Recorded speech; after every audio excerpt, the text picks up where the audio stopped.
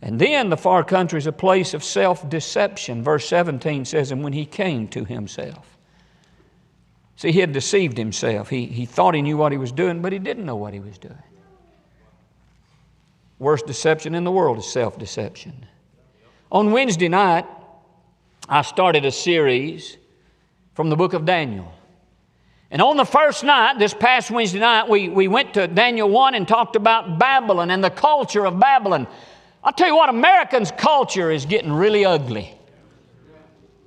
I saw an article just pass through this morning, a newspaper ad. I don't know if I saw it on my computer screen. I don't know if I saw it on my phone, but it was about last night. Evidently, the New York Knicks won a basketball championship. And in New York, they had buses being burned and people shooting guns and all kinds of riots going on and people celebrating. Some of them people need a switch. That's how America's culture got this stupid, this crazy, this warped, this fouled up. I mean, and now those are the good guys, but if you say something negative about them, you're probably a racist or something. And I'm telling you, America's culture is powerful like the culture of Babylon, and you need to understand this morning, Mom and Dad, Babylon is after your children. A culture that is opposed to God, opposed to godliness, opposed to purity, opposed to this Bible, opposed to what we stand for at Cornerstone. This culture is after your children, and you need to understand that. In the 1960s, when I was growing up, the far country was the big city down the road. The far country was Nashville, or the far country was Knoxville or Memphis or somewhere like that, where there were lights at nighttime and where things were going on past 5 o'clock and where there was worldly amusements and places to gamble and drink and cuss and bars and casinos and music and a lot of worse things. When I was growing up, you had to travel to get to the far country. But in our day, the far country is in your living room. The far country actually is in your hip pocket.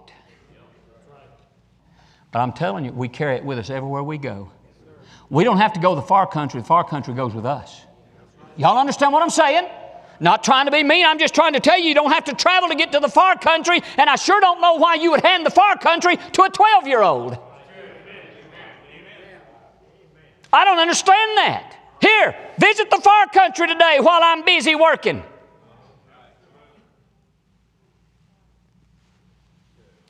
Listen, you can waste your substance. We're talking about the far country. You can waste your substance at Walmart, McDonald's, and Starbucks. Far country is right here with us.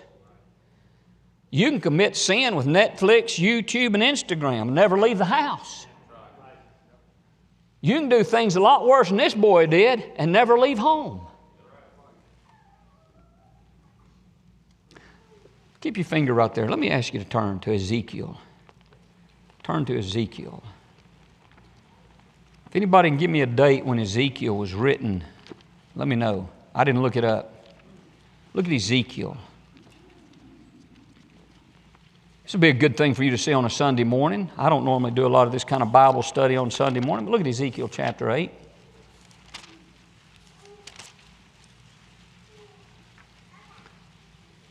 Look at verse 7. Ezekiel chapter 8, verse 7. And he brought me to the door of the court. This is the Lord showing Ezekiel something. At the temple, by the way. And he brought me to the door of the court, and when I looked, behold, a hole in the wall. Then said he unto me, Son of man, dig now in the wall. And when I had digged in the wall, behold, a door. And when he said unto me, Go in and behold the wicked abominations that they do here. So I went in and saw, and behold, every form of creeping things, and abominable beasts, and all the idols of the house of Israel. Look at that word, portrayed, like a portrait, upon the wall round about. And there stood before them 70 men of the ancients of the house of Israel, and in the midst of them stood Jezaniah, the son of Shaphan, with every man his censer in his hand, and a thick cloud of incense went up. Then said he unto me, Watch this, Son of man, hast thou seen what the ancients of the house of Israel do in the dark? Every man in the chambers of his imagery. For they say, the Lord seeth us not, the Lord hath forsaken the earth. He says, I want you to go in behind the walls and see what's going on behind closed doors. And look at all of the images and what's portrayed on the wall, on the screen. The analogy is too clear to miss it. We read about the prodigal and we're appalled. I wonder how God would feel about what's being shown on your screens and your children's screens. Now we're going to have an invitation here in just a little while. I just want you to know, I prayed and prayed and prayed about how to approach this text today. It's on my mind for 2 or 3 weeks. We're going to have an invitation because some of you right now are in the far country. And you need to understand that. You see, in this story, and this is what we really need to get a hold of, in this story, one boy was in the far country outside the house, but the other boy was in the far country inside the house. They're both in the far country. The far country, don't forget it, the far country is where your heart is occupied with self. And when your heart is occupied with self, you're in the far country. And your sin, it might be the fornication and the adultery of the prodigal for all I know, or it might be the sin of pride and self-righteousness that some people have at the church house, or it might be like the prodigal, the sin of anger and bitterness and, listen, unforgiveness. Oh, the prodigal's come home, but I don't know what everybody's excited about. Honestly, that's the attitude of some people. Whatever the case, the heart is away from God. The elder brother and the prodigal are both in the far country because their heart is not where it's supposed to be. Something is in the heart that severs the relationship. They have disappointed their father. They are discontent. They are frustrated. They feel trapped in between two worlds. And that's where some of you young people and maybe adults are at. And I love you and I thank God for you and I pray for you and you're a blessing to your pastor. But you feel trapped and you feel pulled towards the world. But you really want to do right and you want to honor your parents and you want to live for God, but the world has such a pull. Well, then quit flirting with it and quit playing with it and quit toying around with it and realize it's trying to get you to adopt their culture and their philosophy, and God's the one that sent His Son to die for you. I understand that you're trapped between two worlds, but you don't have to be. And that's where some of you are this morning, and you need to get in this altar and leave the far country. And you know you're there. You don't need me to point it out. I got good news for you. You can get out of the far country.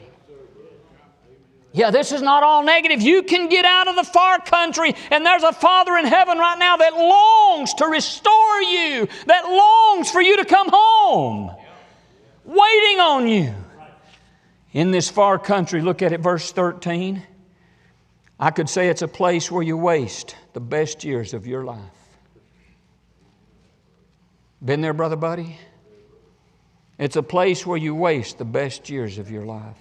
In verse 14, it's a place where you cannot predict the circumstances. All of a sudden, there's a famine in the land. Well, I wasn't planning on that. Man alive, I'm going down there to have a good time and spend all this inheritance, and we're going to live it up, and then all of a sudden there's a famine in the land. Listen, young people, you get to choose to do whatever you want to, but you don't get to choose the consequences. And do you understand this morning? There might be some mama or grandmama praying for you. And because of her prayers, God might send a famine your way. The far country is a place where you waste the best years of your life. The far country is a place where you can't predict the circumstances. In verse 15 and 16, it's a place where your Facebook friends are all gone.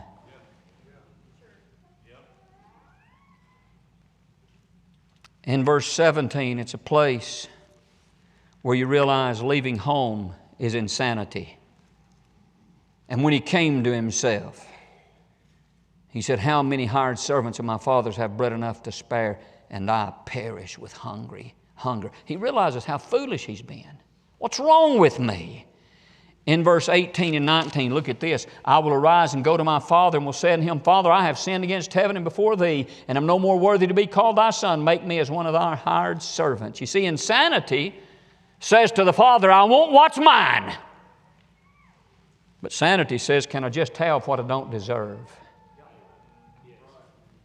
Man, I'm enjoying what I don't deserve because of the mercy of God. In verse 28, we've got some things about the far country. Verse 28, talking about the elder brother who was angry and would not go in. Therefore came his father out and entreated. He would not go in. The far country is a place where you really don't care if you please the Father.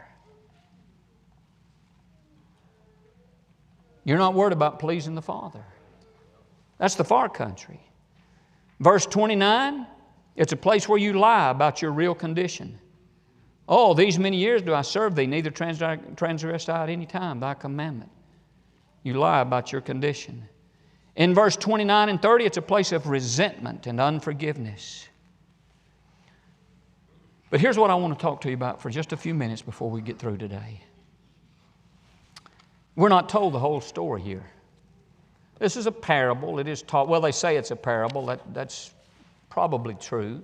It's interesting the way it's worded in the chapter. You'll have to look at it. But really, the story is given by Jesus Christ to point out that Pharisees don't care about sinners. That's really what the story's about. It's about Pharisees. But I want you to understand that just taking the story at face value, there's a lot more to the story. We see that the prodigal comes home, and that's a blessing. But listen, 3 weeks later, he can't sleep. Oh, they had the party, and they hugged, and they ate the fatted calf, and they rejoiced and began to be merry. But now he goes to bed at night, and his memory haunts him. Torment him. His memory wakes him up at 2 o'clock in the morning. His memory haunts him while they're singing Amazing Grace at the church house. And all he can think about is what he did in the far country. And he almost hates himself. He hates what he did to his father, how he added years to his father's life. He remembers the father's tears and wonder what it was like the whole time he was gone. And now, a few weeks after he gets home, he meets a girl. Falls in love with her and then wonders, do I have to tell her what I did in the far country? Do I have to tell her parents what I did in the far country? I love her, but if she finds out my past, she may not have anything to do with me. He can't get the music of the far country out of his mind. He starts thinking about what all he could have done with that money he wasted in the far country, and how much farther ahead he would be. And then he has to deal with what others are thinking about him. Because now he's come back home, and everybody welcomes him, but they don't want him around their children. They're uneasy with him being around their children. He goes to get a job, and his resume doesn't line up with what the employer knows about his past. And the employer starts asking a lot of questions. Even church members seem to keep their distance. And you know, it might not be that any of that is true, and it's just paranoia. Are you listening to me, young people? When you get out there, Brother Douglas, it makes you question how people really see you, doesn't it? Miss Heather, doesn't it? It makes you wonder, are they just being nice? I notice they never do ask us over. They never do really try to get close. Maybe my past is, you see what I'm saying to young people, when you spend time in the far country, you'll spend years trying to regain trust. And you'll walk around paranoid, wondering what everybody's thinking about you. Doesn't have to be that way. You can just stay out of the far country.